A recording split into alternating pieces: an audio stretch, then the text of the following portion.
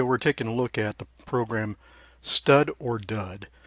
And as you can see, this is an iOS app. And for more information, you can find it at studordud.com.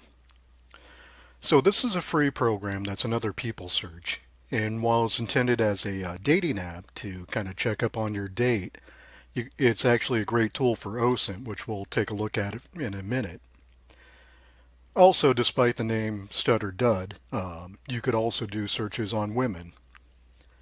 So real quick, let's take a look at some screenshots I took. I did this in order to redact some of the information that came up.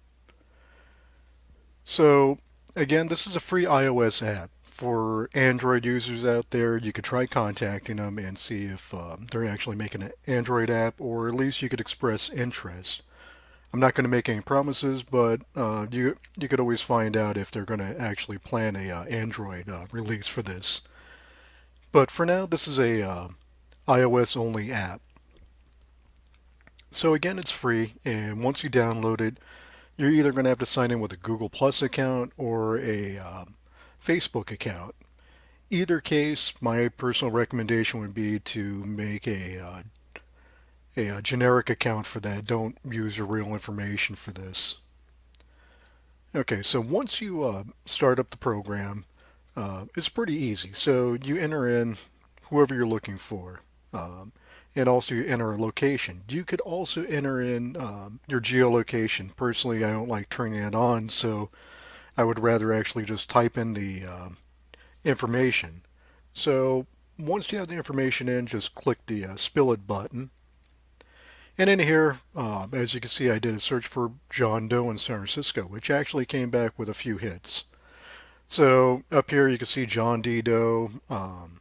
You can see the age. It'll give the location, who he's related to, and where he's lived. So this one is San Francisco, Medford, Oakland, Richmond, etc. So pretty much just like most people search, like Pipple or Spokio or any number of other sites. This one is actually pretty cool because it actually gives a little bit more information than usual, especially for something that you're not actually paying into.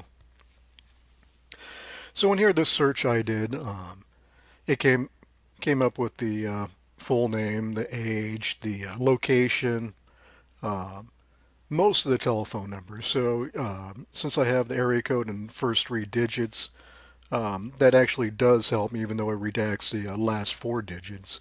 That'll help isolate down the identification of my target. So in here it shows marital status. In here it says likely hitched.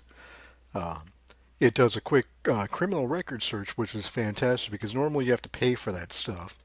So in here you can see this person has no criminal record, no sex offender citations or traffic violations that it found. And here you can see that it did in fact come up with a property record. So they are a homeowner, gives a estimate amount for their house. And here you can see that they foreclosed at some point, and there was an eviction. I'm sorry, there was no eviction for this user. And again, there's more information here. You can see if there was any tax liens.